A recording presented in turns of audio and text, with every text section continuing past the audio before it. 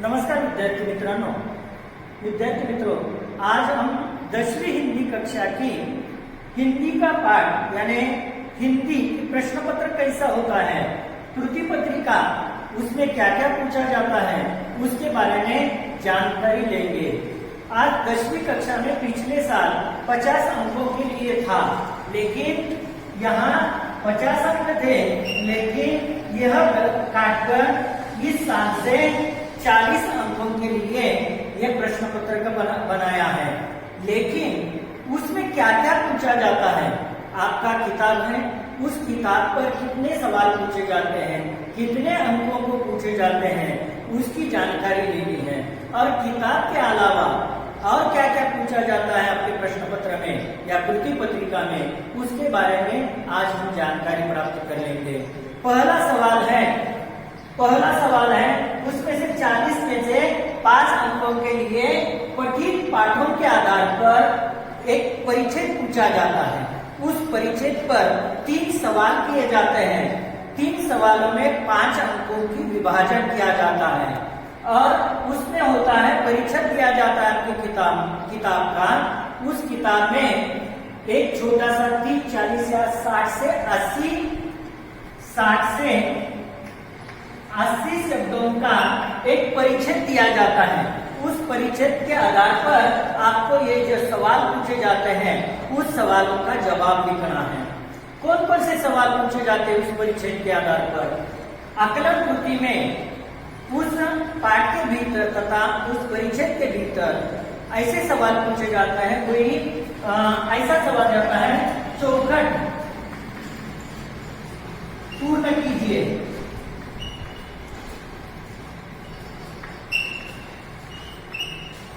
ऐसे सवाल पूछा जाता है। वो चौखट पूरी कीजिए, ऐसा सवाल 2 अंकों के लिए पूछा जाता है। उसमें से इसके लिए 2 अंक दिए जाते हैं। और उसी के बाद दूसरा होता है शब्द संपदा।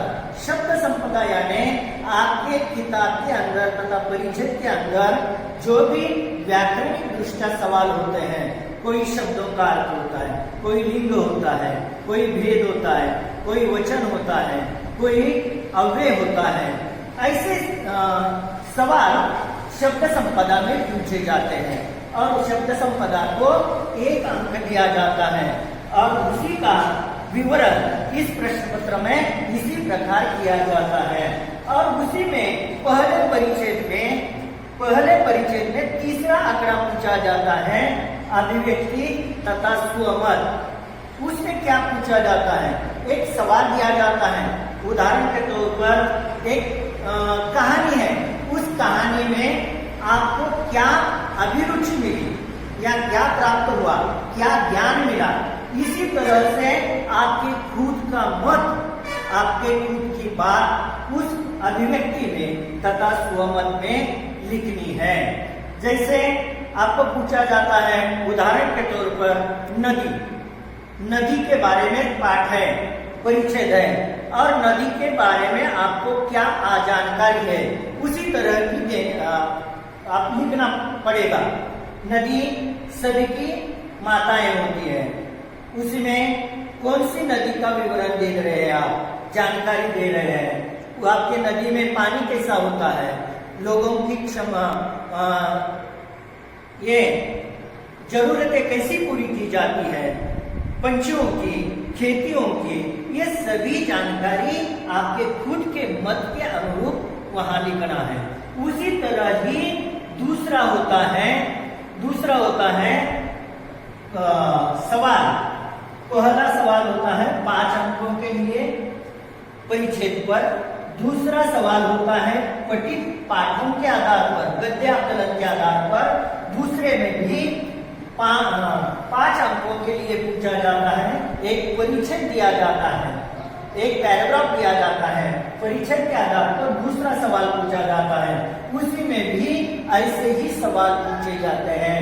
यानी आकलन कृति, उसके लिए 2 अंक होते हैं। स्वमत शब्द संपदा, उसी के लिए 1 अंक होता है। और तीसरा सवाल होता है स्वमत अथवा अभिव्यक्ति। इसी तरह से दूसरा भी पैराग्राफ आपको लिखना पड़ता है। आपकी किताब के भीतर का ही परिचय दिया जाता है और उसी पर ही ये पूछे हुए सवाल का जवाब आपको कृति पत्रिका में तथा आपके उत्तर पत्र में लिखना है। ऊपर सूचनाएं दी जाती है, ऐसी सूचनाएं चौकट पूर्ण कीजिए, इसका शब्द संपदा में लिंग बदलिए, वचन बदलिए, अव्यय का शब्द का अर्थ लिखिए तथा अव्यय शब्द का वाक्य में प्रयोग कीजिए और अभिव्यक्ति में आपका खुद का मत लिखना है। इसी तरह से 2 सवाल हो गए। 2 सवालों का अंक होते हैं 10। आपके किताब के पाठों के आधार पर 10 गुण के लिए किताब के गद्य होते हैं और उस गद्य पर 10 अंक होते हैं। और उसके बाद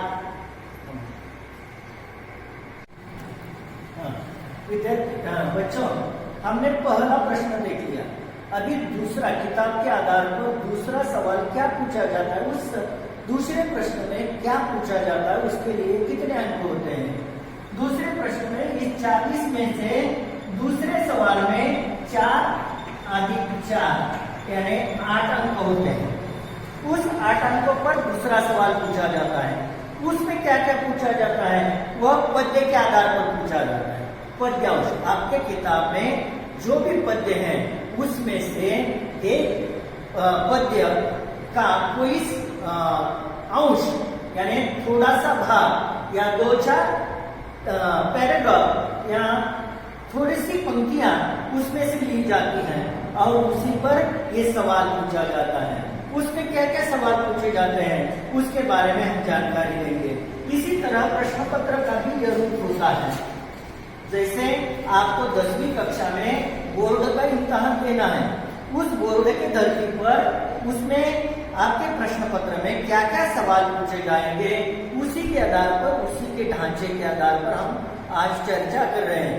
उसमें पंक्ति पद्यांश पर क्या क्या सवाल पूछे जाते हैं उसके बारे में हम देख लेंगे। पद्यांश पर, पठित पद्यांश पर 4 अंकों के लिए पहली एक कविता का थोड़ा सा भाग, थोड़ी सी पंक्तियां या पूरी कविता या पद्य आपको पूछा जाता है। उसमें से पहला सवाल पूछा जाता है आकलन कृति। आकलन कृति में लगभग पूछा जाता है पंक्तियां पूरी कीजिए तथा चौकट पूरी कीजिए। जो एक वाक्य पर सवाल है या एक शब्द में उत्तर लिखिए। इसी तरह से आपको सवाल पूछे जाते हैं। दूसरे में पद्यांश में या शब्द संपदा में क्या पूछा जाता है 1 अंक के लिए। इसके लिए आकलन कृति पर 1 अंक होता है। दूसरे आंकड़े पर, दूसरे नंबर पर शब्द संपदा में 1 अंकों के लिए क्या पूछा जा सकता है, व्याकरण के रूप में विशेष या विशेषण शब्द ढूंढ कर लिखिए। इसी तरह पद्यांश में इसके लिए कौन से शब्द का प्रयोग किया है ऐसा लिखिए, दिया जाता है। और तीसरा आंकड़ा है, इसके लिए है अंक 2। उसके लिए अंक है 2। उस 2 अंकों के लिए क्या पूछा जाता है, पूछा जाता है कविता का सरल शब्दों में अर्थ लिखिए। सरल शब्दों में अर्थ लिखिए। इसी तरह पूछा जा सकता है या भावार्थ लिखिए या उस कविता में आपको क्या लगा, क्या भाया, उसमें से क्या मालूमात हो गई, इसी के बारे में आपको आपके स्वमत तथा अभिव्यक्ति में लिखना है। उसी तरह से ये दूसरा सवाल या दूसरे प्रश्न पर आपको 4 अंक मिलेंगे। यह आपके किताब में होगा, यानी आपके किताब में पुस्तक पर पूछा जाएगा।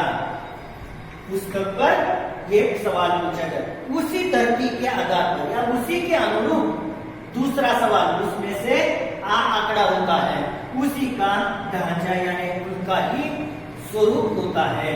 उसमें भी आकलन कृति तथा शब्द संपदा, स्वमत अभिव्यक्ति, उसको भी 4 अंक होते हैं।